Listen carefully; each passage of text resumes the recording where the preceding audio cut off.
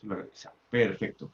Bueno, nuevamente, buenos días con todos. Bienvenidos a esta actividad que organiza la Pontificia Universidad Católica del Perú a través de su Centro de Estudios Orientales. Nosotros estamos realmente muy contentos por la serie de conferencias, talleres, conversatorios que ya estamos realizando en esta etapa que nos ha tocado vivir. Y también muy contentos porque nos acompaña un amigo, un profesor muy destacado de la Universidad de Málaga, que también no solamente realiza su investigación en la Universidad de Málaga, sino que por fortuna puede ofrecer parte y compartir sus conocimientos a través del eSchool Program de la Universidad de Nueva León y la Korean Foundation, ¿no? También hay que mencionar que se trata de un poeta y esa sensibilidad se puede destacar en la mirada que realiza a través de sus investigaciones. Y creo que esto sí lo considero pertinente mencionar. Me refiero al doctor Manuel Montalbán Peregrín, ¿sí? Quien hoy nos va a ofrecer la conferencia Desafíos Sociales para el Milagro Coreano, las brechas de género. Pero antes, para tener más información respecto al doctor Montalbán, desde ya, Manuel, bienvenido. Luis Enrique Chío, Muchas gracias. nuestro trabajador, colaborador del Centro de Estudios Orientales, dará la presentación oficial. Luis. Listo, muchas gracias, doctor. Nada, agradecer antes que todo por su asistencia. Tenemos una gran acogida de muchos países de habla hispana. Estamos muy contentos en tenerlo hoy presente al doctor Manuel Montalbán. Y quisiéramos introducirlo muy brevemente, porque en realidad, como menciona el doctor Ricardo, su trayectoria y sus aportes a los estudios coreanos es muy destacada, no solamente a nivel de la región, sino también dentro de su papel como profesor de la Korea Foundation. Entonces me gustaría introducirlo al doctor Manuel Montalbán Peregrín. Él es doctor en Filosofía y Letras, es profesor de Antropología Social en los estudios de Asia Oriental en la Universidad de Málaga. Es investigador en temas relacionados con la globalización y los cambios sociales, especialmente en las relaciones interculturales entre América Latina, España y Corea del Sur. Se desempeña igualmente como docente del Global School Program en la Korea Foundation para América Latina y los países de habla hispana. Entonces, sin más, quisiera darle la palabra al doctor Montalbán y agradecerle nuevamente a todas y todos por estar hoy aquí presente para escuchar al doctor. Pues muchísimas gracias, estoy encantado de poder compartir este espacio, este encuentro virtual, que es también, pues como decía el doctor Sumu Malavi hace un ratito, pues una oportunidad, una posibilidad, ¿no? En estos momentos tan complicados de encontrarnos, de seguir también intensamente en nuestro trabajo, ¿no?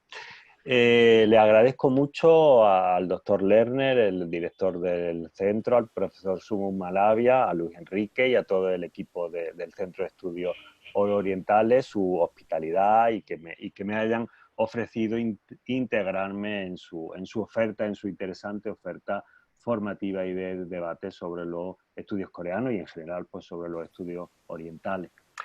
Voy a intentar compartir, porque entiendo que bueno, es una conferencia, la que voy a intentar hacer atractivo el tema, lógicamente, es una conferencia medio camino, ¿no? Entre la reflexión, la investigación y la difusión. Y no entiendo porque bueno, los estudios coreanos necesitan de mucho impulso investigador, de que se sume mucha savia nueva bueno, a intentar también actualizar las temáticas y perspectivas sobre las relaciones entre el mundo hispanoparlante y Corea. Voy a intentar, pues como les decía, compartir, ¿no? Algunas reflexiones, algunas experiencias también sobre las que hemos investigado y fundamentalmente lanzar algunos objetivos, ¿no? Con respecto hacia dónde nos gustaría también que fuera, dónde estamos intentando, cuál sería el horizonte que estamos intentando aproximarnos para esto pues, que denominamos los estudios coreanos en español, ¿no? Fundamentalmente es un campo de investigación al alza. Hay que reconocer que en muchos países latinos, pues, en están lanzándose con mucho esfuerzo, pero también con mucho ahínco, una interesante oferta formativa en cuestiones relacionadas pues, con Corea. Y tradicionalmente quizá se ha centrado más nuestro interés en cuestiones diaspóricas de la inmigración coreana hacia Latinoamérica, en cuestiones históricas, religiosas y también en los últimos años en cuestiones financieras, empresariales, económicas y comerciales. Nuestro interés es también aportar, ¿no?, un posible viso, una posible ventana también para estudiar los fenómenos sociales, sociológicos, antropológicos, desde una perspectiva comparativa también entre nuestros países y lo que puede ser el desarrollo, los desafíos sociales a los que se tiene que enfrentar, pues que tiene que afrontar la República de Corea. El milagro económico y tecnológico coreano, que es un poco a lo que hace referencia nuestro título, en Corea del Sur en los últimos años es innegable. Se ha convertido en un modelo, en una referencia, en un ejemplo para muchos países en vías de desarrollo, también en nuestro ámbito latinoamericano. De hecho Corea pues, se puede decir también que se está convirtiendo en un socio prioritario de muchas de nuestras economías. Es notorio, es notable los efectos que está teniendo el relanzamiento de la Alianza Asia y Pacífico en muchos países latinoamericanos y la activación, aunque hay algunos donde está un poco en stand-by los acuerdos, pero hay una intensificación de la diplomacia económica internacional coreana porque se firmen tratados de libre comercio. Ya hay unos cuantos y bueno, hay una insistencia, ¿no?, en que se cierren algunos también con algunos países hermanos que bueno, están ahí un poco a la expectativa.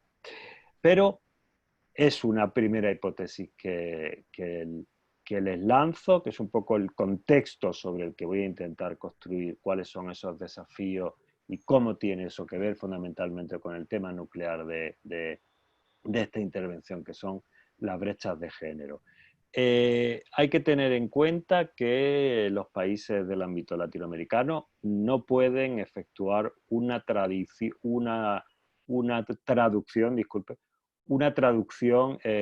literal de lo que sería o de lo que vamos a llamar, de lo que vamos también a intentar resumir, que es el milagro coreano. No se debe plantear así, creo, porque aunque las condiciones y los escenarios pueden ser asimilables, no son idénticos a cuando surge este milagro coreano. Y, por ejemplo, hay que tener presente que la agenda de derechos sociales en la actualidad ha ido avanzando, ha ido consolidando, y considero que hay que defender esta consolidación, estos avances. Son unos valores que no existían o no estaban suficientemente definidos y aceptados mundialmente en la época en la que comienza a desarrollarse eso que vamos a llamar el milagro económico coreano. Y tampoco, pues como decía, los comienzos, la historia de los años 50, 60 y 70 hasta la actualidad ha recorrido muchos sitios y ha recorrido muchas experiencias y muchos fenómenos. Entonces, realmente la cuestión es ver cómo aprender de esto que se ha llamado el milagro coreano, pero también equilibrándolo con lo que sería el desarrollo humano de una sociedad en vías de expansión económica. Eso que llamamos el milagro coreano ha tenido también otros nombres, por ejemplo el milagro del río Han, que es el río que separa la zona centro-norte de Seúl con el sur de Seúl. Aquí este no es el río Han, lo que están viendo ahí en esa imagen, sino es el arroyo Chongechong. Es un arroyo que en los 50 es un arroyuelo, es un afluente, es una vía de agua que hasta hace poco tiempo, pues ahí hay una foto de los años 50, es una buena metáfora visual, representa pues eso, un arroyuelo un tanto insalubre, ¿no? Y hoy en día, fíjense, la otra foto es de 2006, sigue con una importante como un lugar de encuentro. No se trata ya de un lugar, vamos a decir así, insano para la salud, sino justamente se ha transformado, y es, pues como les decía, una buena metáfora visual, se ha transformado en un lugar de descanso, de actividad recreativa, de encuentro, que no divide a la ciudad, sino que más bien justamente hace que se encuentre, ¿no? Que haya una convergencia, hay una apuesta sostenible, ¿no? Por lo que ha sido este proyecto. Un segundito que voy a ver cómo se pasa la transparencia. Ahí tenemos un breve índice de cómo va a ir, de qué manera, ¿no? Vamos a desarrollar estos contenidos, ¿no? Nuestra pregunta inicial, entonces, es pues justamente cómo nos planteamos si el desarrollo, ese milagro económico y tecnológico que se ha producido en las últimas décadas en Corea del Sur, asegura, de alguna forma, facilita, de alguna forma ha dado la oportunidad de que vaya acompañado con un necesario avance de temas como la inclusión social, como la no discriminación, que en muchos casos y para muchas categorías sociales es una doble y si no una triple discriminación, la integración pues, de los grupos minoritarios, etc. No podemos olvidar, además, que en general suele bastar una crisis con su reflejo económico, mucho más, pues por ejemplo, esta crisis global a la que estamos asistiendo, que ha comenzado siendo pues un problema importante de salud pública a nivel internacional, pero que va a tener un reflejo económico en muchos de nuestros países, pues incluso pues, podría afirmar que bastante catastrófico. España tiene una dependencia muy importante del turismo internacional y en estos meses, bueno, pues no nos ha visitado ni un solo turista, con lo cual, bueno, pues una parte muy importante de la economía está muy tocada. En general, está sostenida con un empleo irregular, con un empleo temporal, con lo cual ese drama, vamos a decir, económico general, se refleja también en testimonios, en experiencias personales bastante complicadas de gente pues, que lógicamente no llega a fin de mes, puesto que dependían del salario que obtenían con esa actividad turística. Y nuestra situación es compleja y me supongo que esto es extensible a todos nuestros países, ¿no? Lo que les decía es, no hace falta más que una crisis global como esta en la que estamos inmersos para que rápidamente no solamente eso tenga efectos en un reflejo en las condiciones financieras, económicas, etcétera, sino que eso tiene una expresión también muy rápida, muy clara en que se pone en peligro los derechos que ha alcanzado la ciudadanía. En épocas de crisis, rápidamente hay recortes de derechos. Esto es una fórmula clara, ¿no? Cualquier avance que se haya realizado es difícil sostenerlo en época de crisis. Cuestiones como la igualdad de género, cuestiones como la sostenibilidad, como la apuesta por una economía ecológica, la cuestión de la integración de las minorías de diversidad sexual. Hay muchos ejemplos. Dos de estos ejemplos bastante llamativos, pues se puede consultar, ¿no? De una forma porque ha salido, ¿no? Como una noticia ambas cuestiones. Es, por un lado, la dificultad para la conciliación familiar y laboral que tienen las mujeres en nuestros países y también en Corea durante estos confinamientos, durante este periodo de cuarentena. La mujer que trabaja pues tiene que llevar al mismo tiempo, con mucha dificultad en muchos casos, de una forma mayoritaria sobre sus hombros, cuestiones como el cuidado de la casa, de los hijos, más el teletrabajo o, si no tiene esa posibilidad, también pues se tiene que dividir entre todo lo que ha cambiado su vida doméstica y lo que sería también pues tener que salir al trabajo, ¿eh? Cuando no, lo ha perdido, que es otra de las opciones. Los datos también dicen que hay muchas más mujeres que han perdido en estas condiciones su trabajo que hombres, ¿eh? Otro ejemplo también que ha sucedido hace unas cuantas semanas en Corea es el aumento de la homofobia a partir de un brote que ocurrió en una zona de bar, de ambiente gay. A lo que me refiero es cualquier situación, de alguna forma, que rompe el difícil equilibrio de reconocimiento de la diversidad, rápidamente un miembro de esa comunidad o una serie de miembros de ese grupo discriminado se puede convertir en cabeza de turco, si me permiten la expresión, para, bueno, ser diana de la ira de sus conciudadanos, ¿no? Hay un aumento importante en las últimas semanas en diferentes observatorios sociales de la homofobia, entonces, como estaba comentando, en Corea. Bien. La cuestión entonces es, a partir de esta pregunta vamos a intentar desarrollarlo en estos 5 puntos, ¿no? ¿En qué consiste esa metáfora del milagro de la economía coreana? Ese milagro económico le ha dado a Corea un papel protagonista en la globalización. De hecho, hay una manera de ir a la globalización que es justamente coreana. Vamos a intentar también definirla.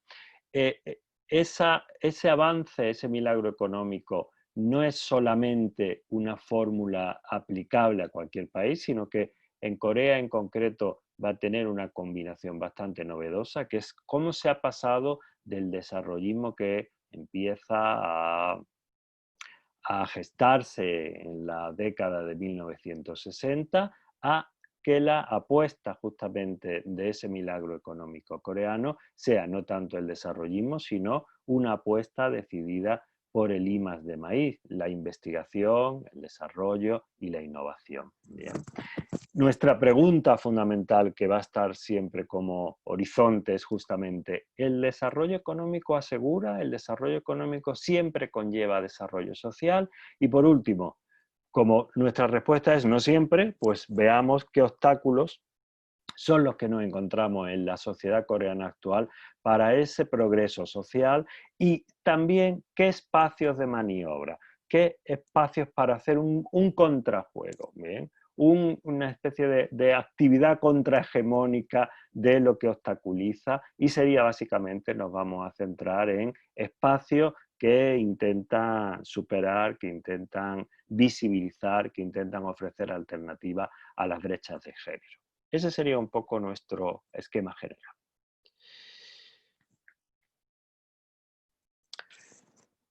Ahí tienen ustedes otro ejemplo, las calles de Seúl, con muchos voluntarios o diferente gente que está echando una mano ahí para poner una capa pues, de gravilla, ¿no? Sobre la que luego asfaltar. Realmente es bastante meritorio el caso, porque Corea además no se suma como otros países, pues se sumaron a lo que sería la ola de reconstrucción para países que habían sido golpeados por la Segunda Guerra Mundial después de 1945. Va a tener que esperar Corea, porque justamente unos años después de que concluya la Segunda Guerra Mundial, entre el año 50 y 53, como ustedes recordarán, se sucede la guerra entre las dos Coreas, que fue devastadora.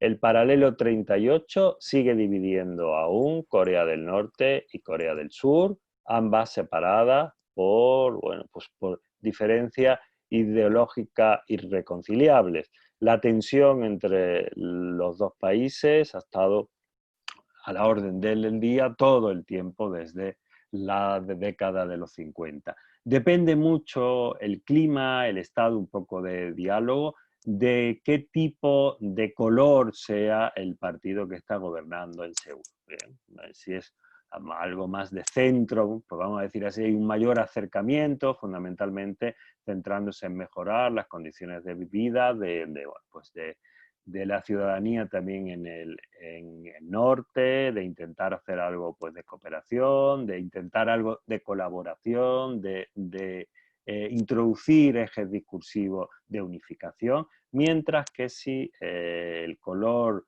político del gobierno es más conservador, bueno, pues en general el diálogo con el norte, con Pyongyang, es bastante más complicado. Bien. Fue una guerra entonces, pues como digo, devastadora, y tras la salida de esa contienda y con la aquiescencia de los Estados Unidos en Corea del Sur, lo que llamamos la República de Corea, se instaura un régimen autoritario, el presidente Syngman Rhee, y justamente se convierte en dictadura este régimen a partir de 1921 con el golpe de Estado del general Park.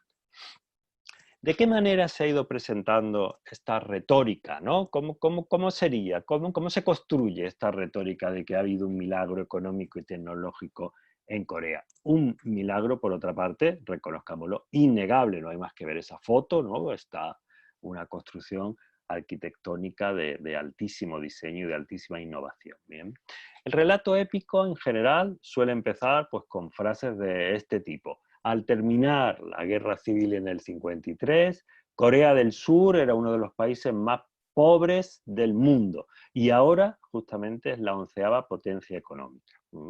Esta retórica del milagro coreano continúa y se puede hacer muy extensa. Yo he escogido solo algunos datos muy significativos. ¿Bien?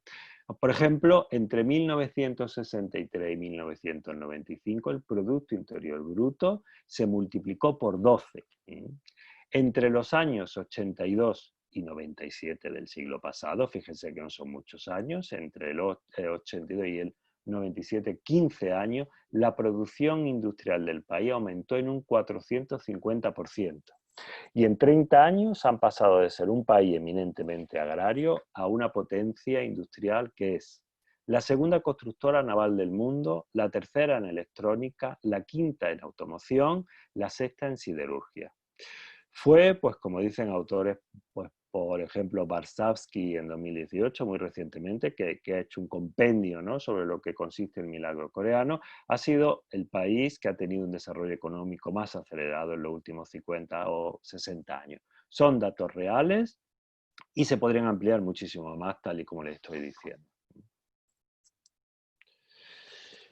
Esta experiencia entonces ha llevado a muchos a intentar comprender, ¿no?, cuál ha sido la fórmula del éxito de este rápido crecimiento económico, ¿no? Pero establecer una fórmula perfecta no es tan sencillo, no es tan sencillo. ¿Cuáles serían los elementos? Pues en principio, fíjense, el régimen dictatorial de Park, del general Park, apostó por una estrategia desarrollista en la década de 1960, el desarrollismo típico que ha ocurrido en muchos países, también en mi país y también bajo una dictadura y también en esos años. Se partía en Corea de un país empobrecido, con una fuerte inestabilidad social y política. ¿Cuál fue el primer ingrediente que puso el presidente Park a esta sopa criolla? Pues su receta inicial empezaba con una buena dosis, como digo ahí, de autoritarismo político. ¿Bien? Una fuerte dosis de autoritarismo donde no se permitía ningún tipo de disidencia. Se apuesta por la exportación, pero fíjense que tampoco se puede exportar mucha materia prima porque la materia prima en esa división del paralelo 38 se quedó en Corea del Norte. No es Corea del Sur rica en materia prima. Con lo cual, ¿qué es lo que se exporta? Pues cuando no se tiene materia prima, bueno, pues se convierte uno definitivamente ¿en qué? Pues en exportador de algo que sea competitivo. Básicamente manufactura a precio bajo. Se suprimen aranceles de los bienes intermedios de producción para facilitar también esa hiperproducción y se exporta a unas condiciones bastante beneficiosas. ¿Bien? Hay una hiperexportación. Esto es lo que condiciona que en esa época, en los años 70, que ya se empezó a hablar de este término de la coreanización. Hoy en día la coreanización del mundo hace referencia básicamente a que Corea del Sur ha tomado el relevo de otros países de su entorno y está de alguna forma exportando la marca Corea del Sur en cultura, en tecnología, en automoción, en muchísimas cuestiones. ¿Bien? Hay una exportación grande de lo que sería incluso una forma de vivir, incluso, ¿no?, cosmética, etcétera. La coreanización del mundo, tal y como se entiende hoy, en los 70, en estas condiciones de hiperexportación y de desarrollismo con un autoritarismo fuerte, era referencia básicamente de eso, de falta de protección social y de seguridad social en los trabajadores.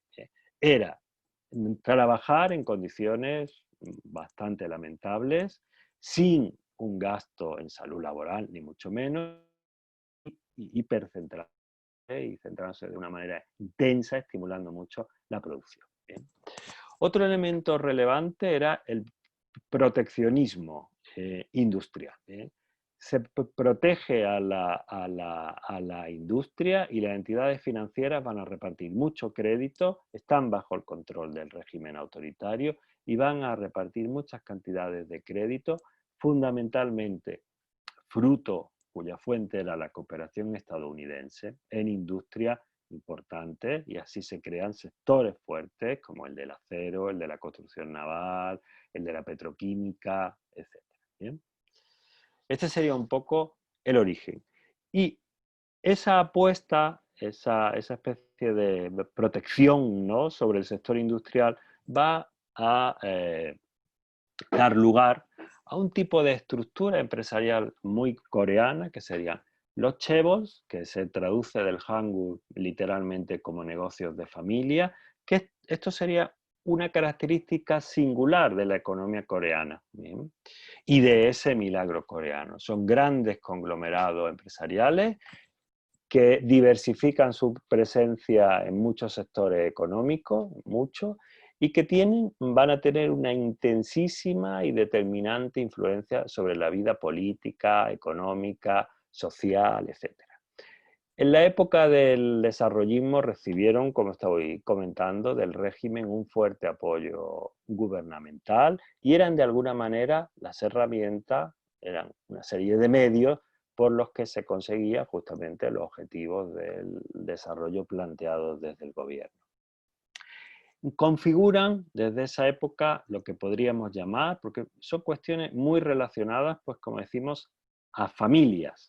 Hay una organización familiar, ¿vale?, que se va extendiendo, se va arborizando dentro de esos chaebols. Se podría decir que conforman una aristocracia empresarial que refleja bastante bien una herencia de ese régimen autoritario. Reflejan también bastante bien en esa autocracia, en esa aristocracia, un esquema social bastante piramidal, bastante vertical. Cierto es también que hay que tenerlo en cuenta, que cuando Corea ha tenido, la ciudadanía ha tenido que alzarse contra el poder, porque bueno, pues se estaba ejerciendo de manera despótica, autoritaria, caótica, etc. Esa verticalidad, que se puede definir bastante bien, como estoy diciendo, con cómo se ha organizado el milagro coreano a través de estos chaebols, se quiebra con una horizontalidad. Es muy sorprendente a quien le interese la historia de los movimientos sociales en Corea, justamente como hay irrupciones de una horizontalidad, de una serie de movimientos concretos, ¿bien?, que vienen de alguna forma a recordarle a esa sociedad piramidal que hay que contar también, pues, con el pueblo, con la ciudadanía, y que hay que ofrecer las cuentas claras a esa ciudadanía. Hay muchos ejemplos: la lucha democrática, la lucha también por los derechos de la mujer y también muy recientemente, pues, por ejemplo, la crítica bastante activa y generalizada ya al final al gobierno de la expresidenta Park, que era la hija del dictador que hemos comentado antes, el general Park. ¿Bien? Fundamentalmente también se aúna esta serie de protestas también en torno a la gestión caótica de la crisis tras el hundimiento, recordaréis, del ferry Sewol. Todo esto que estoy comentando justamente hace que este milagro económico va emergiendo y se encuentra en la década de los 90 con la globalización. hay una manera, entonces, de ir a la globalización, a la coreana, que en general se puede relacionar con este término, la Segiegua, que no habla solamente de la globalización en sentido económico, sino que se puede entender como un término más amplio, más global, que incluye toda una serie de factores políticos, de relaciones internacionales, estratégicos, culturales y de apertura también dentro de lo que podía ser una sociedad bastante tradicionalista. ¿Bien?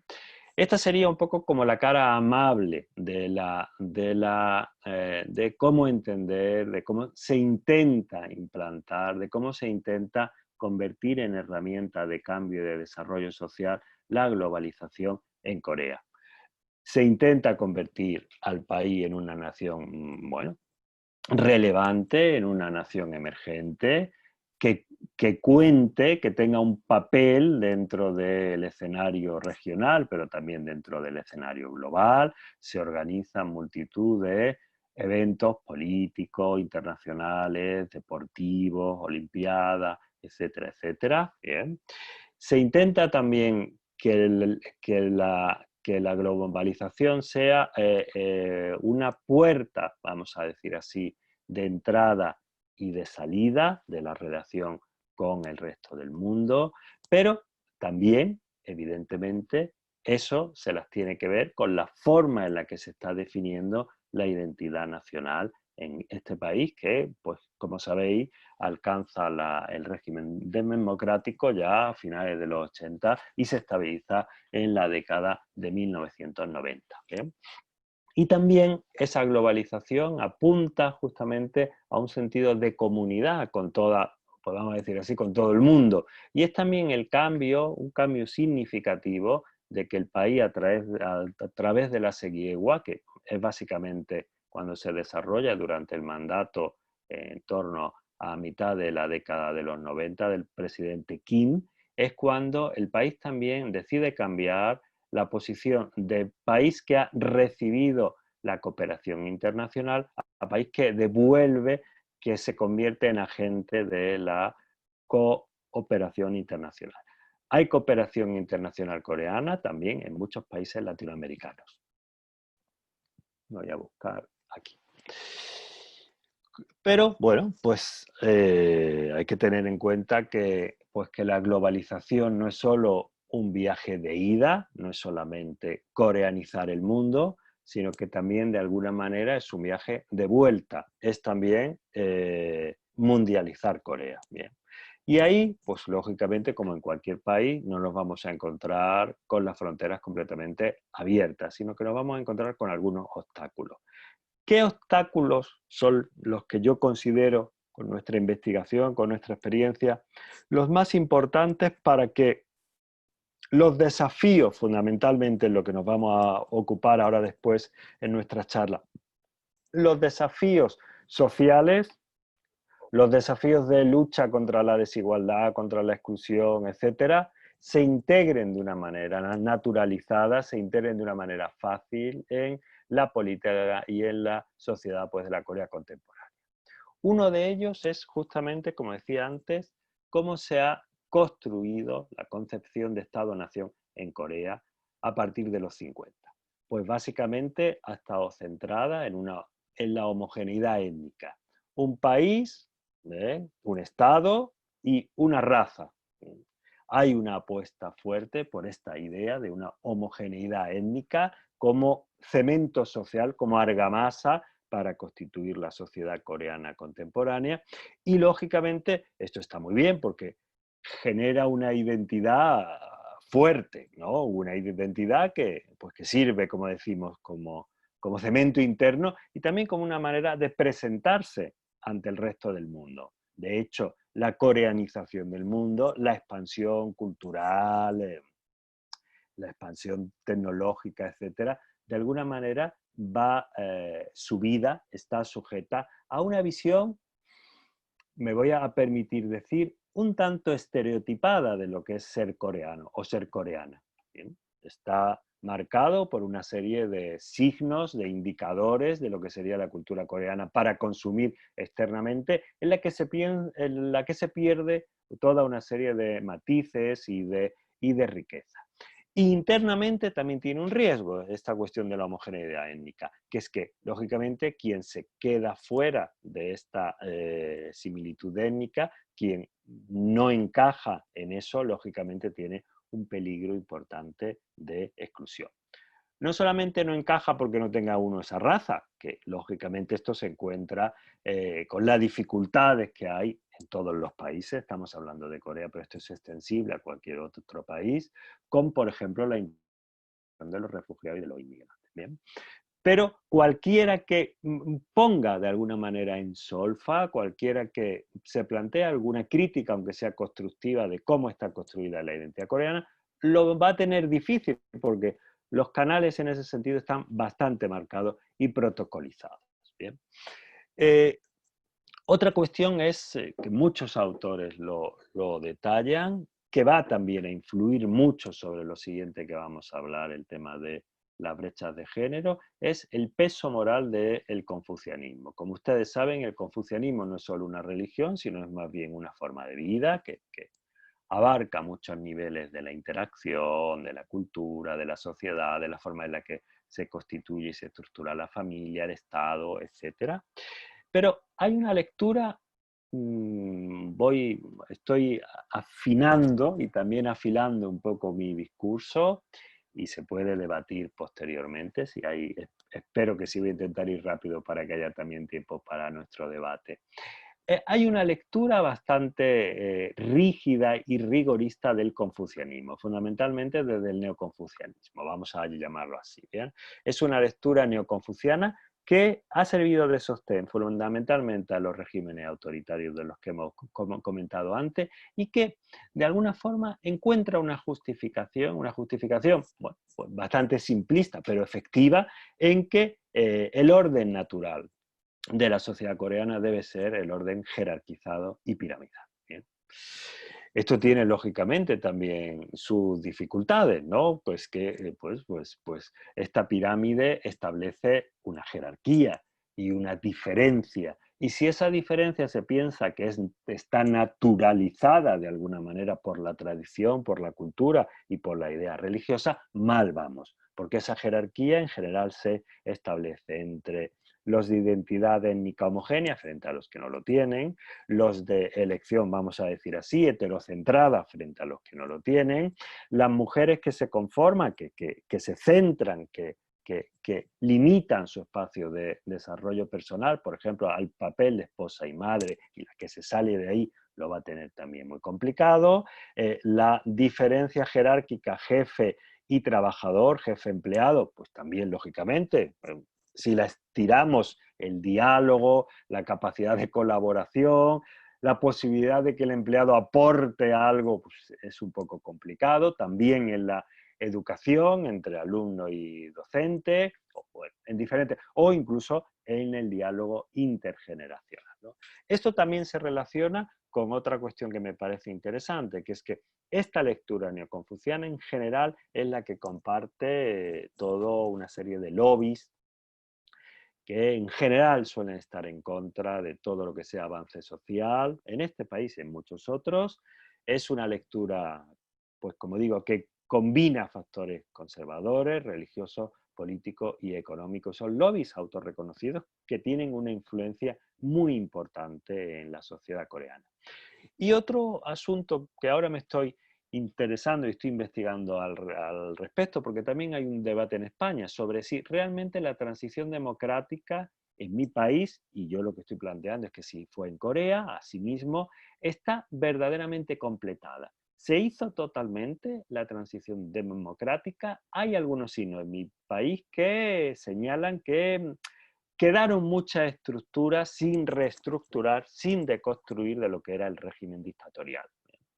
Por mi experiencia, por lo que estoy investigando, creo que también han quedado estructuras bastante consolidadas, estructuras confundidas con esto que estoy llamando ese poder económico, esos lobbies, que están fundamentados en el régimen anterior y que no han perdido, no se han decapado, no se han limpiado lo más mínimo, sino que al contrario, se han solidificado, y aunque tengan un baño, vamos a decir así, un cierto baño democrático, pero sin embargo siguen albergando estas ideas de naturalización, de la homogeneidad, de la no diferencia, etc.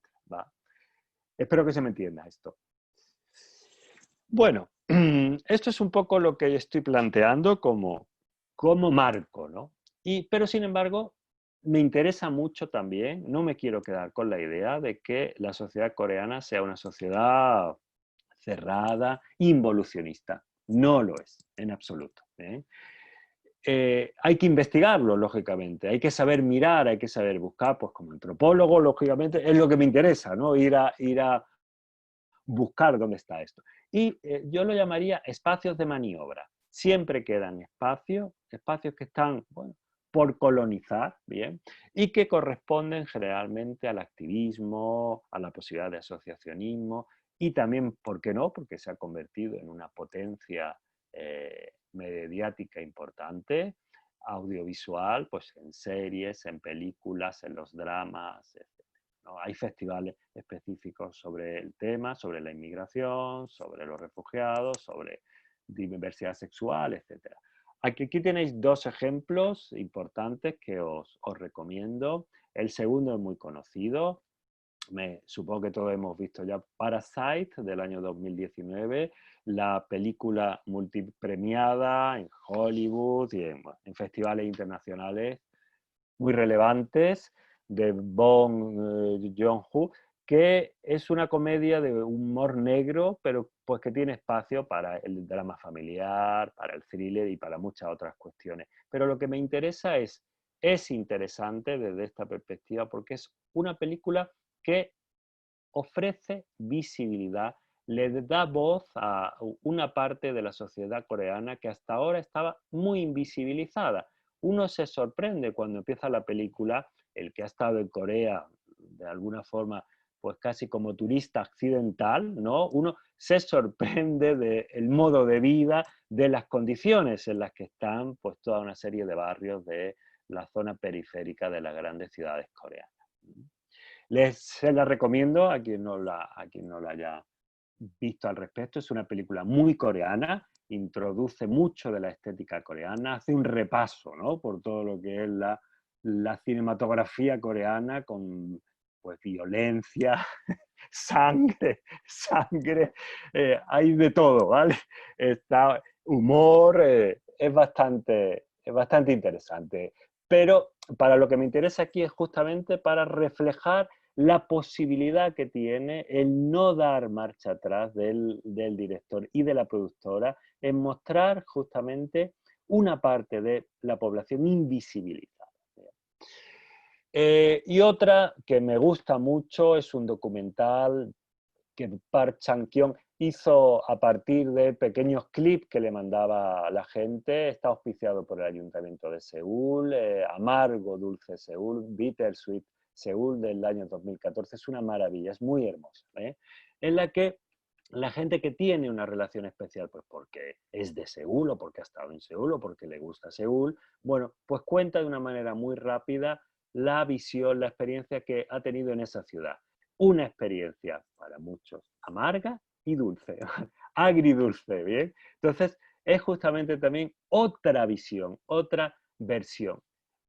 Siento, a lo mejor no es mi intención de construirles, desilusionarles con la idea de Corea. Al contrario, yo amo Corea, me siento en mi casa en Corea, pero justamente por esto sí me gustaría justamente que los estudios coreanos en español y fundamentalmente los estudios coreanos que tienen un compromiso con el desarrollo latinoamericano, apostemos justamente por esto, por no quedar de alguna forma sorprendidos, por no quedar de alguna forma esclavizados por una visión idealizada, sino es ¿qué podemos también aportar desde nuestra experiencia latinoamericana sobre desarrollo humano?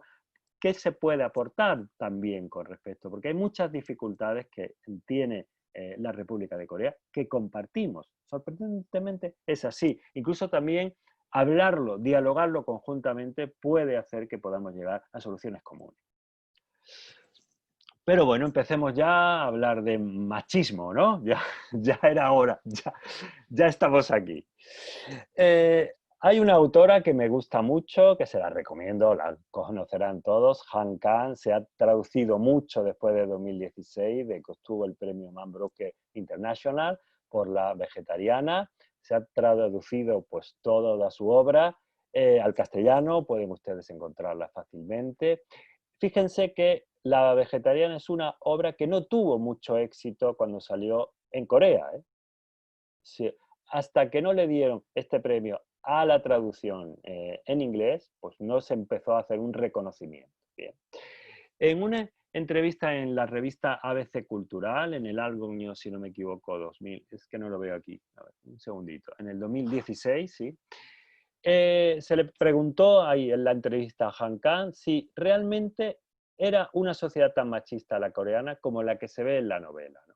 Y ella contesta que quedan muchos vestigios de los siglos de influencia confucianista. Fíjense que ella también recurre, ¿no?, a la explicación de que hay algo en la tradición confuciana que de alguna forma sustenta lo que podría ser ese vestigio machista, ¿no?, en esa manera de pensar. Y dice también, añade, la generación más mayor sí es mucho más machista. Y lo une también a otro concepto interesante, más paternalista, ¿eh? Porque el machismo coreano, los estudios, de alguna manera tiene mucho que ver con la estructuración familiar, con la figura de ese pater, con el respeto a ese padre. Pero los jóvenes, dice, tienen otra manera de pensar y de comportarse. En los 90 del siglo pasado hubo un boom del feminismo.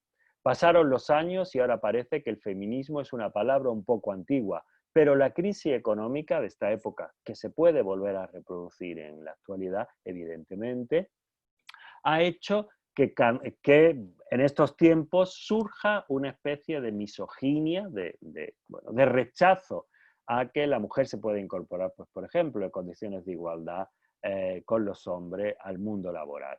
Es primero el hombre y luego se queda la mujer. ¿Bien? Y habla de que hay una mayor competencia y que esto ha hecho que resurja el feminismo. Fíjense, esto es en el año 2017, antes, pues, por ejemplo, de todas las campañas Me Too, ¿vale? ¿Por qué he elegido el poner ese plural? No digo la brecha de género, porque creo que son muchos escenarios. Hay que pluralizarlo, no es solamente con el acceso al trabajo o con la igualdad de sueldo, aunque son los reflejos que en general son más conocidos, ¿bien? Pero, pues por ejemplo, yo señalaría otros también, ¿no? El olvido que hay sobre las mujeres en la historia coreana, también la historia reciente. Hay algunos íconos, algunas heroínas que, bueno, pues se señalan como hitos, pero como hito histórico, sin darle la verdadera importancia, a lo mejor, incluso la verdadera actualidad que tiene su comportamiento. Son acciones, muchas de ellas, muy afiladas, son acciones que si las aplicáramos a situaciones contemporáneas aprenderíamos mucho, pero sin embargo se quedan como, bueno, pues una fecha, un dato histórico, un reconocimiento, vamos a decir así, exclusivamente, bueno, nominal. Esta discriminación muchas veces es doble discriminación, porque se olvida también que las mujeres estuvieron en la vanguardia de muchas de las luchas por los derechos de igualdad, lógicamente, también, pero a finales del siglo XIX, los derechos y la defensa de la situación de la mujer durante la ocupación japonesa, toda una serie de movimientos y acciones femeninas pro derechos democráticos en los 80. Y digo doble discriminación porque, aparte de sufrir la persecución, la cárcel, etcétera, una manera doble de victimizar a las activistas mujeres era justamente la violencia sexual, tal y como está corroborado en muchos casos. Aquí tenemos otro ejemplo. Es reciente, del 2015, es la revista Maxim, que es una revista coreana, en este caso está en su edición en inglés. Una revista para hombres, pues vamos a llamarlo así, donde hablan de nuestras cosas, entre comillas. ¿bien?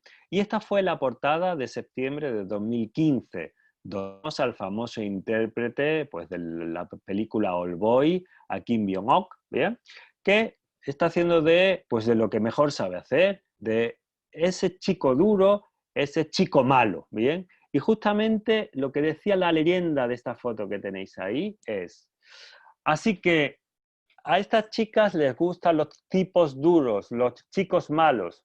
Dice, aquí hay un verdadero chico malo. Es para morirse de miedo, ¿verdad? Eso es lo que decía. ¿Eh? Si os fijáis en las fotos, es 2015, ¿eh? En las fotos vemos al actor caracterizado estilo así, ¿no? ¿Eh? Estilo Patrón. Y si os dais cuenta, bueno, pues salen los pies de una mujer atada, se podría decir que violentada, ¿no? Secuestrada, ¿bien? Y si os fijáis en la otra foto, está completamente en el maletero, inmovilizada. Uno pues puede pensar en qué estado está, ¿bien? Esto es 2015. ¿Hoy es posible que se repitiera esta portada? Esta portada generó mucha polémica, mucha indignación. ¿Bien? Realmente esto enfatiza, esto puede estimular temas pues, como la violencia de género. Habría que posicionarse en contra de esto de una manera activa. ¿Esto pasa en Corea solo? No. Bien.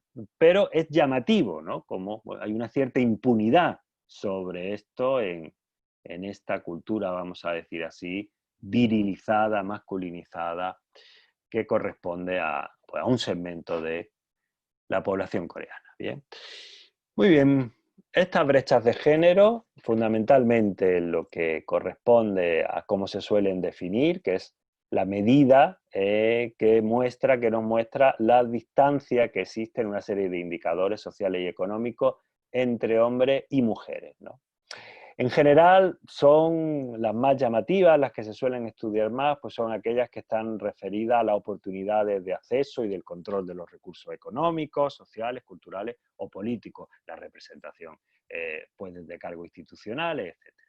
Ya fijaros, un autor, Chang, en el año 96, señalaba la diferencia, la desincronía que existía entre la posición, el índice general de desarrollo humano en Corea, y el índice ajustado para esta disparidad de género era de menos 22,2%. O sea, estaba muy arriba el desarrollo económico, pero sin embargo estaba bastante abajo en igualdad de oportunidades. ¿Bien?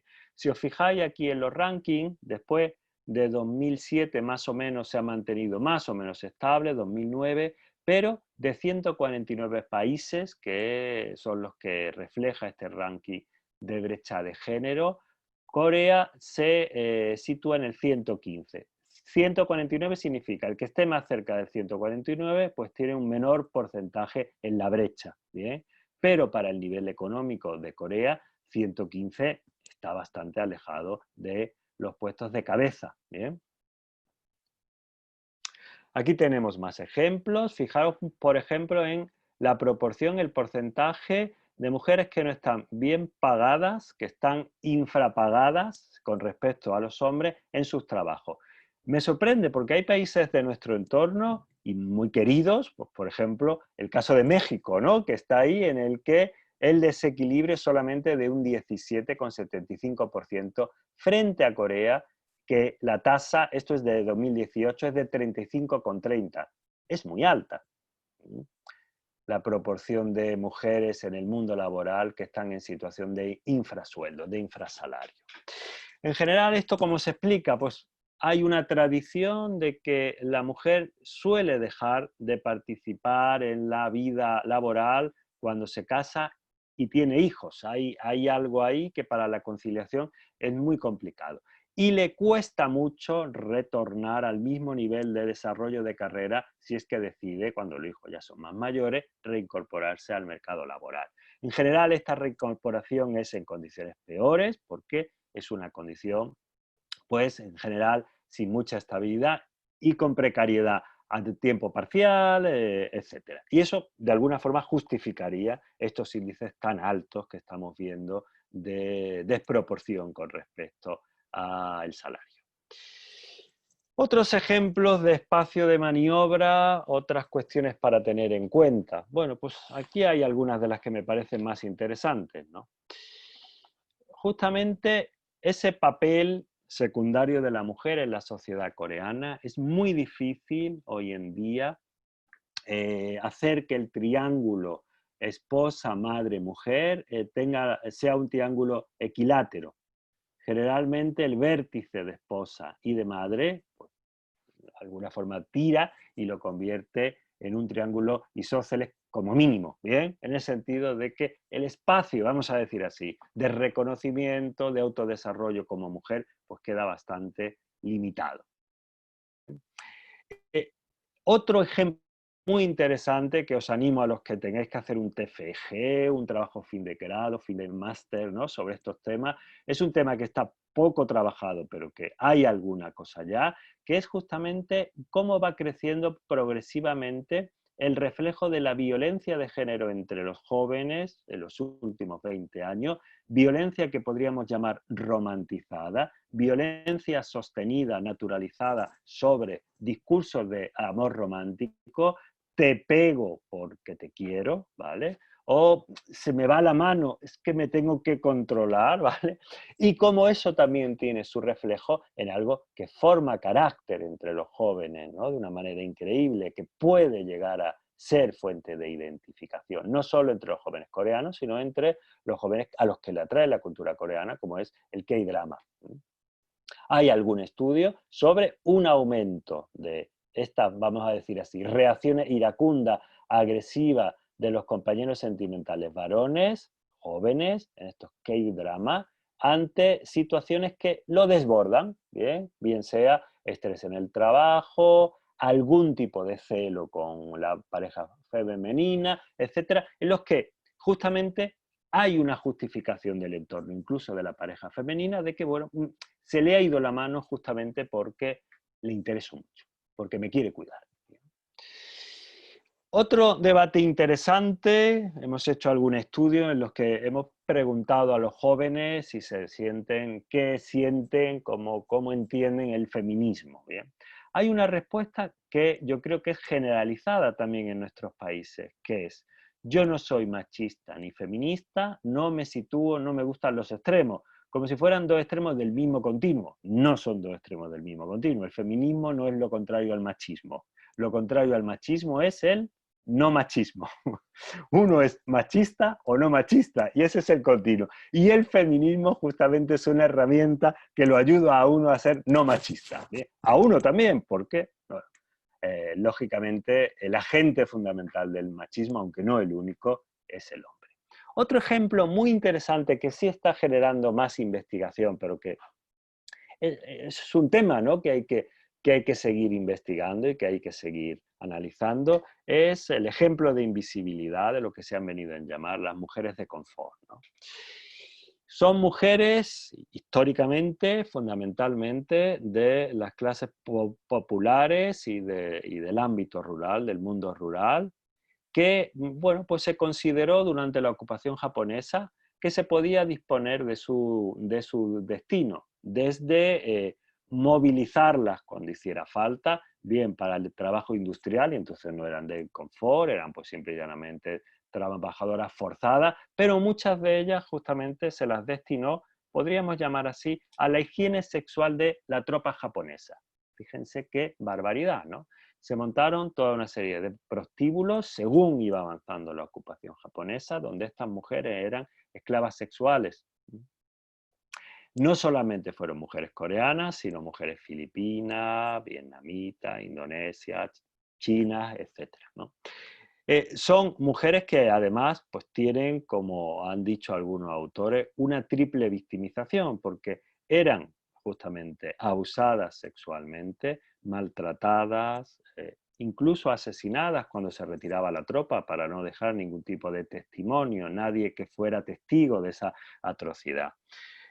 Son mujeres que cuando son liberadas por vergüenza no vuelven la mayoría a sus casas, hay mucho suicidio entre esta población, son mujeres que no tienen el calor familiar como para retornar en muchos casos, por lo que digo, porque se considera o se consideraba que era una situación individual que de alguna forma significaba una mácula para la familia.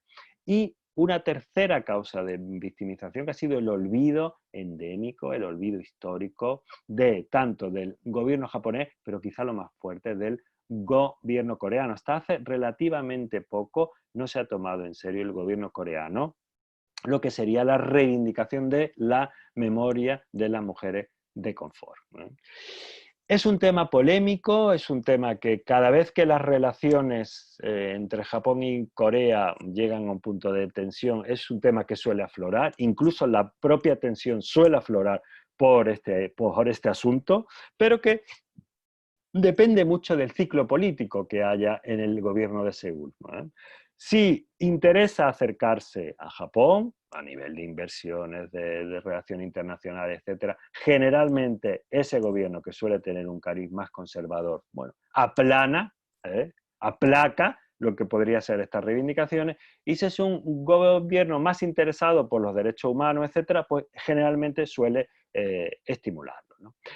Y Japón nunca ha reconocido que esto existió, ha sido siempre una disculpa muy somera y generalmente es una disculpa vehiculizada por indemnizaciones económicas que no ofrece el gobierno en sí, sino una serie de fundaciones que se han creado justamente para que no sea el gobierno, con un reconocimiento formal, el que ofrezca esta indemnización. Bien.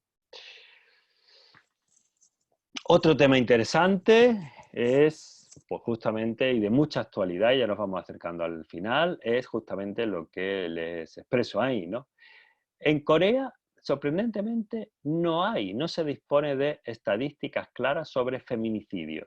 Solo en 2016, un estudio reveló que de cada 10 casos de homicidio en mujeres, uno fue cometido por la pareja de la víctima. Otro ejemplo interesante del que muchos y muchas habrán oído hablar es el molca, ¿no? Esta práctica en la que sin tu consentimiento, sin el consentimiento de la mujer, se las graba pues cambiándose en vestuario, en los aseos, en el vestuario del gimnasio, del centro comercial, etc. Con toda una serie de dispositivos tecnológicos que te captan sin que tú te enteres y se distribuyen pues, por foros, diferentes chats, etc. También hay luces y sombras con respecto a los temas de género entre K-pop y también muy recientemente, por una serie de hechos acaecidos desde 2016, se ha condenado por violación, por proxenetismo y por lo de espiar a las mujeres, por grabarlas en los actos sexuales y sin su consentimiento distribuirlo, vamos a decir así, en foros fraternales. ¿Bien? Eso hecho por stars del régimen de K-pop. Aquí no hay muchos datos. Fijaros que esto, la última fecha que he encontrado es de 2014, cómo va creciendo exponencialmente, no solo en Corea, insisto, lo he dicho antes, en nuestros países igualmente, ¿vale? No, esto no es único de Corea, pero también en Corea. Cómo va creciendo exponencialmente, hay una subida importante desde mitad de los 2000 hasta la época cercana. Y bueno, llegamos a una cosa bastante contemporánea, el movimiento Me Too, la ola Me Too, que ha irrumpido con fuerza en Asia Oriental y fundamentalmente, esto también es importante, lo que yo destacaría, hay mucho que decir al respecto, no me voy a detener, solamente sacar una idea, mi conclusión de lo que he investigado al respecto, que es el país de entrada de este asunto, el país donde más intenso ha sido en Corea del Sur. Y también ha tenido mucho que ver toda una serie de testimonios que se han contado en televisión, pues por ejemplo el de una fiscal que sufrió abusos variados durante años por su jefe y sus compañeros. Y eso se ha ido sumando muchas más experiencias que se han compartido y que han servido para visibilizar y para sensibilizar. ¿Esto es suficiente? No.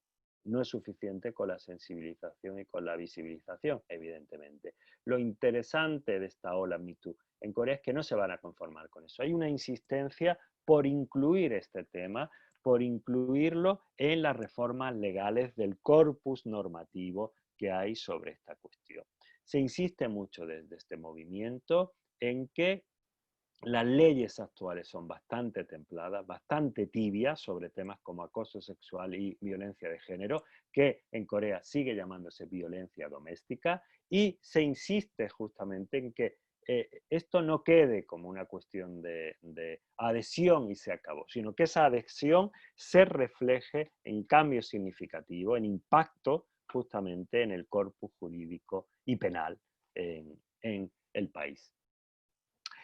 Y lo último que les voy a comentar es un tema también muy interesante que también se está empezando a investigar de una manera importante. Y es justamente lo que les decía antes, la globalización no es solamente una vía de salida de lo que sería la marca Corea, sino que también es una vía de entrada. Evidentemente hace falta mano de obra, el país se ha convertido en un punto estratégico y atractivo para refugiados y para personas que van buscando una vida mejor. ¿Bien?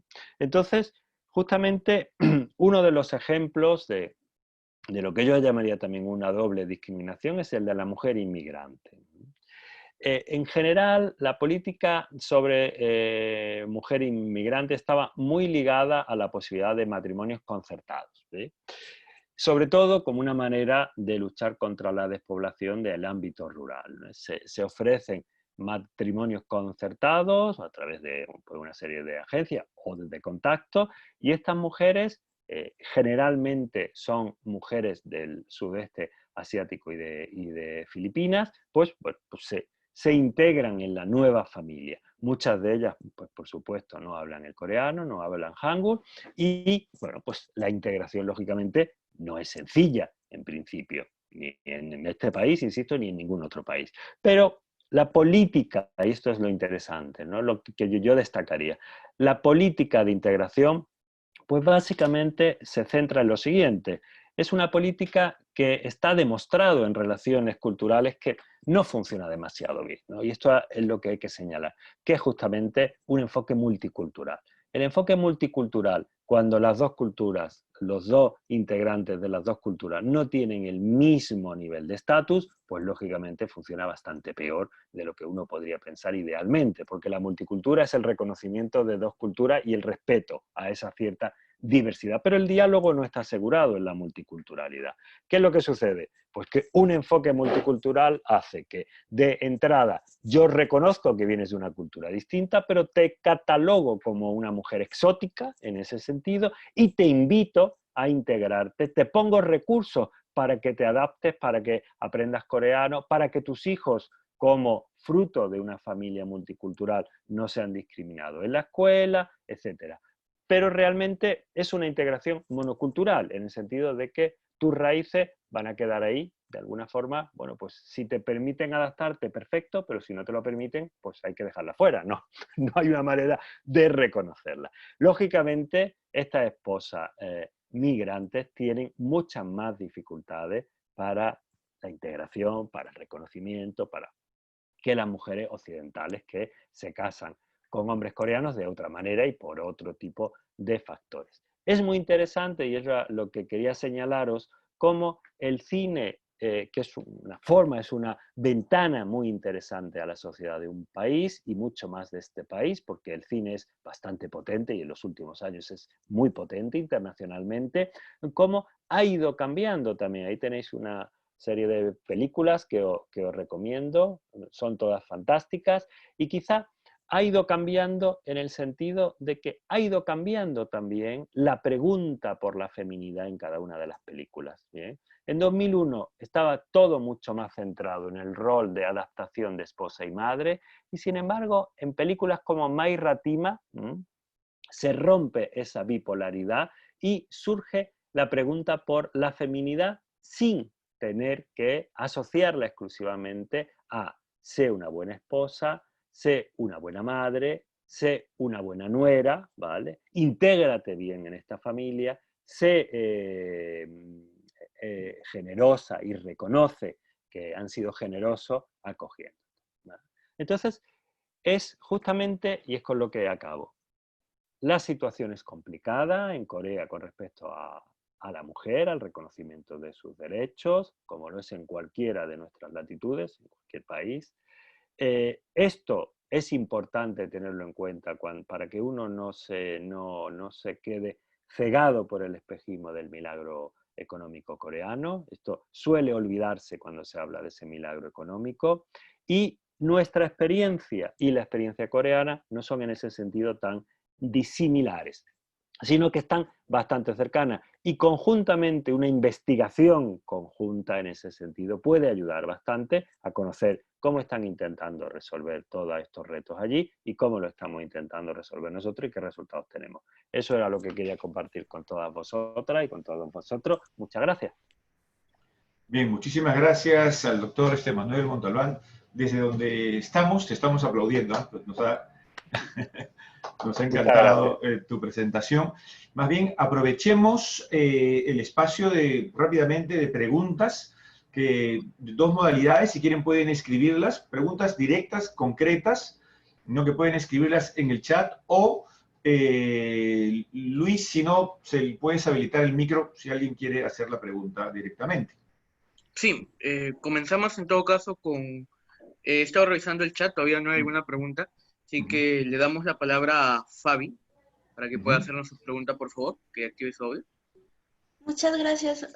Sí no es pregunta, sino es más agradecerle al maestro Manuel por la presentación. Este es un tema que a mí recientemente me ha interesado porque he tenido la oportunidad de acercarme un poquito a la literatura coreana. Mi intención era leer La Vegetariana precisamente ahora en este confinamiento, pero tristemente está agotado el libro aquí en México, pero sí tuve oportunidad de leer un libro que a lo mejor usted ya conoce, y es el de Kim Jin-young, nacida en 1982, y creo que también refleja muchísimo lo que usted comentaba. Ahí lo tiene Ricardo. Machismo. A mí la verdad sí me impresionó un poco el libro, pero en el sentido de que, aunque yo no soy coreana, muchas cosas que le pasan a la protagonista del libro, siento que a mí también me han pasado de ciertas formas, sobre todo que te presionen la familia para tener hijos como si tener hijos fuera una obligación de la mujer, cuando siento que no es una obligación, es más como, no sé si sería correcto decir que algo que te nazca a ti y no tanto como obligación. Y creo que también eso es algo que le pasa mucho a la protagonista, porque se ve como en este dilema de tengo que dejar mi trabajo porque tengo una hija, pero al mismo tiempo no puedo enfocarme en mí, y es cuando se empiezan a suscitar ahí toda una serie de, pues no problemáticas, pero muchos factores que afectan tanto su salud mental como física. Pues es un tema muy interesante. Lo importante de esto también es, incluso usted está dando la clave, ¿no? De que por qué ha tenido tanta influencia, qué tiene tanta influencia, por qué es tan gustoso de ver, ¿no? El K-drama, el cine coreano. Hay algo de la universalidad de las experiencias, ¿eh? Han sabido transmitir eso. Hay algo de que te rompe al principio, porque lógicamente pues es otra cultura, es otra arquitectura, incluso otro urbanismo, aunque todo está muy actualmente bastante mundializado, ¿bien? Pero hay algo de toda una serie de experiencias universales que compartimos de alguna manera, ¿no? Es muy interesante eso, el cómo en un formato de presentación exótica, vamos a llamarlo así, para Occidente, ¿eh? Y también muy estilizado, muy idealizado, muy estetizado, ¿bien? Cómo eso de alguna forma nos llama, puesto que es una experiencia bastante cercana a la que nosotros mismos tenemos, ¿no? Es un poco en lo que yo insisto, pero me gustaría también señalar que, aparte de eso, creo interesante para nuestra investigación bajar un poco al terreno, ¿sí? Porque realmente la experiencia femenina con respecto a la discriminación es global, sin ninguna duda, pero es muy interesante rastrear las causas también. En muchos casos son similares, pero quizá incluso los ejes discursivos pueden ser asimilados, pero muchas veces, justamente, si consigo coger la raíz e ir hasta la raíz, va a ser más fácil de construirlo. No sé si me estoy explicando. O sea, reconocer dónde esa raíz está justamente bebiendo, de dónde se alimenta esa raíz, de dónde esa planta está creciendo, justamente me ayuda a saber deconstruir eso, a montar contraargumentaciones, ¿no? Entonces, claro, en este caso, es un caso muy... El tema del confucianismo, fíjense que hasta Anh Kang recurre a eso. Es una explicación circular, es un círculo vicioso, ¿bien? La sociedad es machista por el pasado confuciano. Bueno, pues ya está cerrado, ¿no? La idea es, justamente vamos a intentar deconstruir que el confucianismo, ¿va?, históricamente justifica el machismo contemporáneo. Porque hay otra lectura de ese confucianismo. Y es un confucianismo, no olvidemos, pasado, digerido, leído, interpretado y transmitido por toda una serie de lobbies que están funcionando a lo largo de todo el siglo XX, ¿no? Que son los que han tenido un poco la capacidad de esa transmisión y de generar esa visión contemporánea del confucianismo. ¿Otra Muchas pregunta, gracias, Luis? profesor. Muchas gracias a usted. Bien, pasamos a una pregunta del chat. Puntualmente pregunta Mercedes. Hola, profesor. ¿Usted cree que la altísima tasa de suicidios en Corea, que es la segunda en el mundo, tiene que ver con la situación sociolaboral de la mujer? No solo de la mujer, yo pienso que es algo general, ¿no? De la ciudadanía en general, ¿bien? La tasa de suicidios, por lo que yo he podido leer, es más alta en varones actualmente en Corea. Pero lo que comentamos es, hay una doble discriminación para la mujer, pero eso no quiere decir que los jóvenes, etcétera, no estén expuestos a esto, ¿bien? Es muy sencillo desde fuera explicarlo todo. Yo no es lo que pretendo, porque lógicamente esa tasa también ha crecido en mi país en los últimos años. No es que nosotros estemos en el reino de Jauja, no es eso, ¿bien? Pero sí que hay investigación en el sentido de que justamente hay un factor importante que se aplica, que se intenta describir como causa del milagro coreano, que es la educación. Y hay que reconocer que es una apuesta muy importante, idiosincrática de Corea desde los años 60 y 70, por la educación y por la innovación. Eso está claro. Por la tecnología, cuando se acaba un poco la cuestión de producir barato, bien, se reinventa esa cuestión, la tecnología y el tema educativo, que subir el nivel educativo en el país. La cuestión es que hay muchas maneras de entender la educación. Quizá en nuestros entornos, a lo mejor la educación pues como cooperación, la educación integral, la educación en el respeto, ¿no?, la educación democrática, bien, en nuestros entornos pues es una forma. Pero quizá la manera hegemónica, la visión dominante de lo que sería una definición de educación en Corea durante muchos años ha sido justamente el producto del esfuerzo y del mérito, de una manera quizá bastante individualista, donde es muy comparativa y la comparación en este sentido, cuando uno tiene que competir pues por una nota, es muy competitiva, lógicamente. Y se ha asociado mucho del fracaso personal al fracaso escolar. Con lo cual, con esa combinatoria, pues creo que se forma, ¿no?, un horizonte complicado para el que no se ajusta a esa visión de lo educativo, a ese sistema escolar. Sí. Bien, muchas gracias, profesor. Muchas gracias. Continuamos con las preguntas en el chat. Megumi pregunta, ¿cómo ve la identidad no binaria o no cisgénero actualmente en Corea del Sur? ¿Ha habido avances o retrocesos importantes considerables? Pues un segundito, que se me ha ido algo, ¿no? Pues Has cerrado tu compartir sí, pantalla, eso ha pasado. Vale, estupendo. Pues respecto a eso es muy interesante, porque el tema es muy importante tener en cuenta que quizás si uno se acerca a la política contemporánea en Corea, el tema LGBTI, el tema pues de la diversidad sexual es un tema bastante tabú todavía, ¿bien? Y sujeto a la polémica continuamente a la polémica política, ¿no? Pues por ejemplo, yo no sé si lo recordaréis, pero dio la vuelta al mundo, hubo una entrevista, un encuentro cara a cara durante el periodo electoral último, el presidente Moon y el candidato del grupo más conservador. El candidato acorraló con un lenguaje completamente homófobo al futuro presidente Moon. Le llegó a decir: ¿usted acepta la homosexualidad?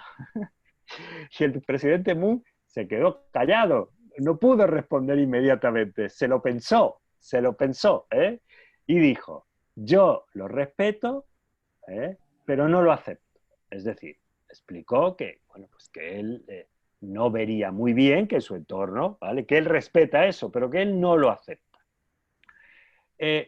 Hay que reconocer que lo acorraló y que es una respuesta defensiva, pero es una respuesta defensiva que hace mucho daño a cualquier tipo de movimiento social de transformación, porque es de alguna manera reconocer que el ataque agresivo a la diversidad te paraliza, porque además estás en campaña electoral y no quieres perder votos. Y eso significa, igual que comenté antes, a cualquier mínimo viso, ¿vale?, como por ejemplo ese contagio de COVID en un lugar de copas de ambiente homosexual, rápidamente, por ejemplo, he leído que hay experiencia de personas que han intentado suicidarse porque estaban en esos locales, y las autoridades te exigían que te hicieras la prueba y justificaras por qué estabas ahí. Aunque ofrecían total confidencialidad, pero los jóvenes no querían ir a hacérselo porque es una forma de estigmatización muy importante. Eso no quita que no existe desde hace también muchos años un activismo queer muy importante, muy desconocido, pero también muy importante. Académicamente, IGUA, con diferentes departamentos, es una universidad puntera en estudios feministas lésbicos, pues, por ejemplo, ¿bien?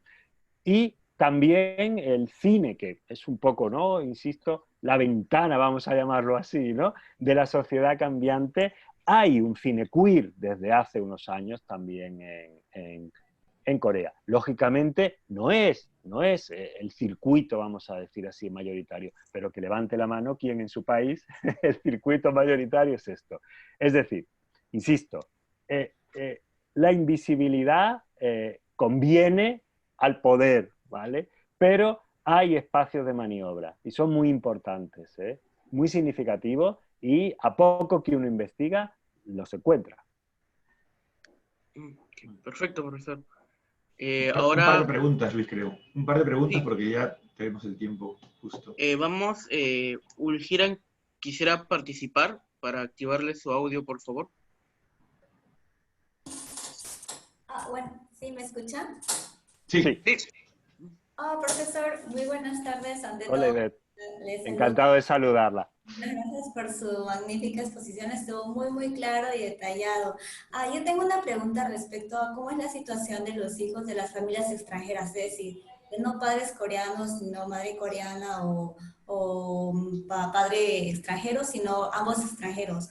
Porque una vez estuve conversando con un turista coreano y él me decía que en Corea hay refugiados de África, ¿verdad? Porque el papá va a trabajar, entonces a veces el papá gana bien, entonces decide traer a la mamá y a sus hijos y no sé, tal vez el bebé nace en Corea, entonces ese niño crece en Corea, habla coreano, aprende las normas y convivencias de Corea, pero sin embargo el gobierno coreano no lo considera coreano.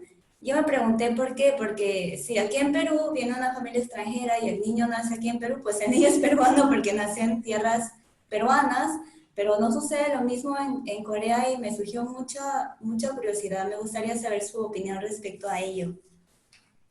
Y muchas gracias por su respuesta. Muchas gracias a usted, me parece una cuestión fantástica para intentar responderla. Voy a intentar ser rápido también para no robar mucho tiempo, pero es un tema muy interesante y muy complejo.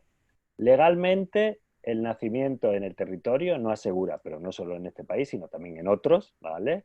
Y tiene que ver básicamente con lo que estoy planteando. Es un país, ¿vale?, un estado, una nación con una identidad étnica muy consolidada y muy defendida y muy construida, ¿bien? Y hay muchos factores.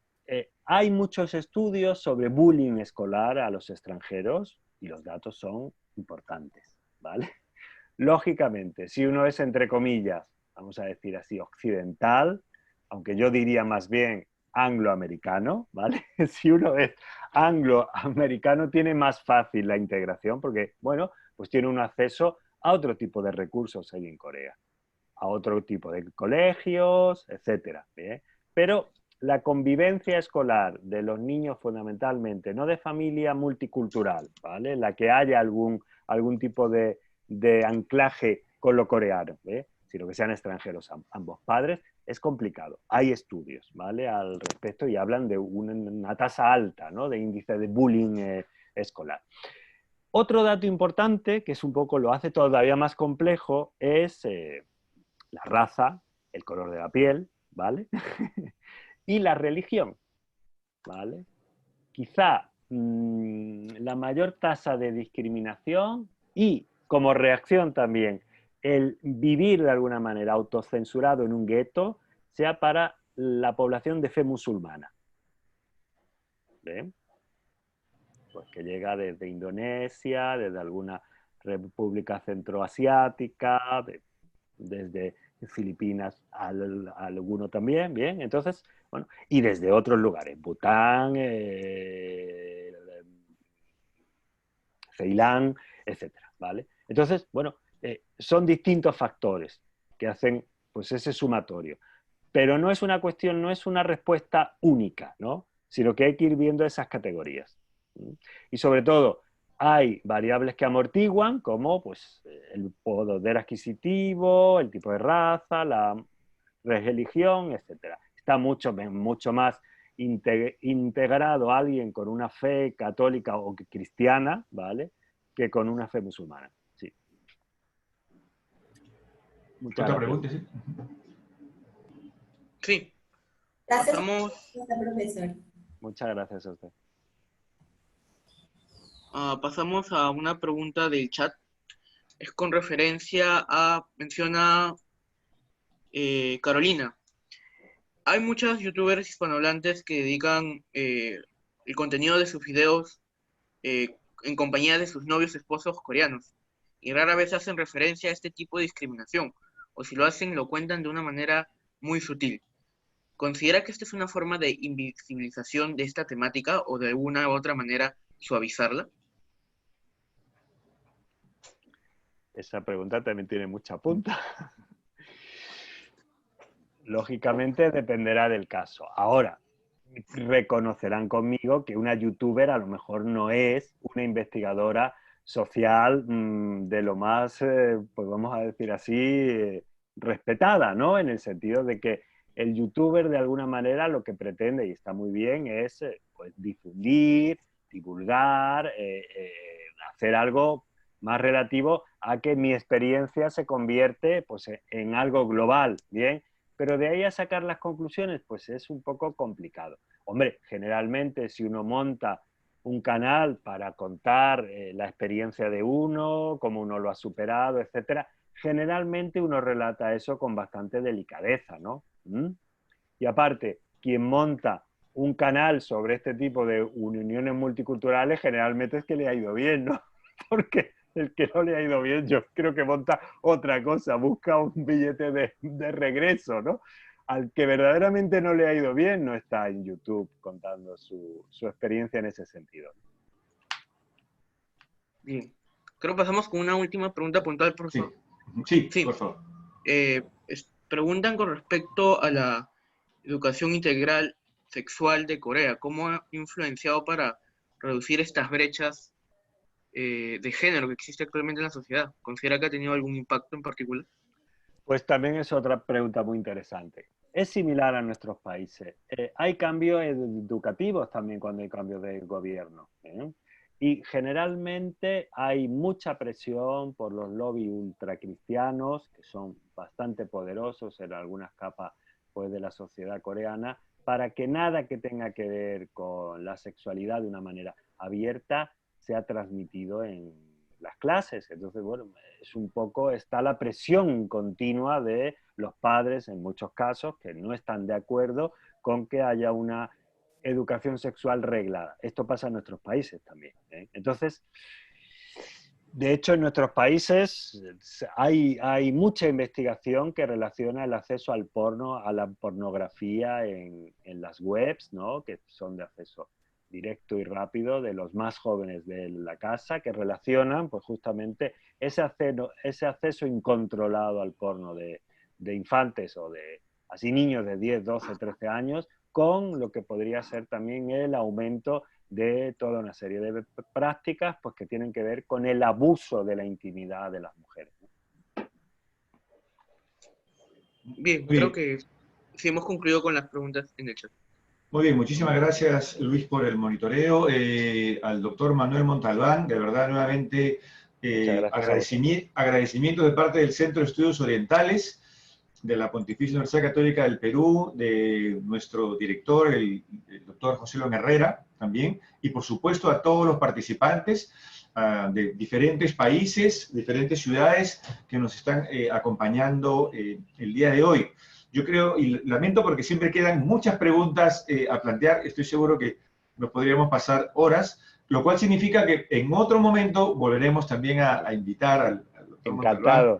Encantado de compartirlo, sí. Perfecto, porque de hecho es un tema del cual se derivan otros subtemas a discutir, ¿no? Y que ya problemáticas más, mucho también específicas sobre la presencia de las mujeres latinas en Corea, o puede ser las mujeres españolas o de otras partes del hemisferio. Lo menciono porque lo vi también entre las distintas preguntas que había.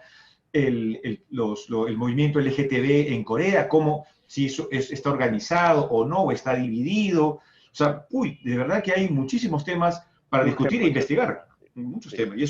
Y tu presencia justamente es estimular a estos debates, ¿no? Les dejo el correo por si alguien quiere ampliar por referencia bibliográfica o hacer alguna cuestión, ¿vale? Montalbán, como mi apellido, Montalbán con B alta, @uma de Universidad de Málaga, uma.es. Perfecto, muchas gracias.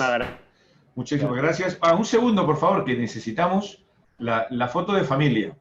Claro, es el instante en el que pueden abrir sus cámaras. ¿Sí? Tengo que hacer 3 tomas porque tenemos tres salas. ¿Sí? Entonces, 3, 2, 1. Espérenme un segundo. Tengo que copiar esta y me voy a la segunda sala. Ahora sí, muy bien. 3, 2, 1. Ya, un segundo. Y me voy a la última sala. Sala que está de 3. 3, 2, 1. Ya, y listo. Entonces, muchísimas gracias a todos. Muy amables por atenderme y por compartirlo. Muchas gracias. Muchas gracias, profesor.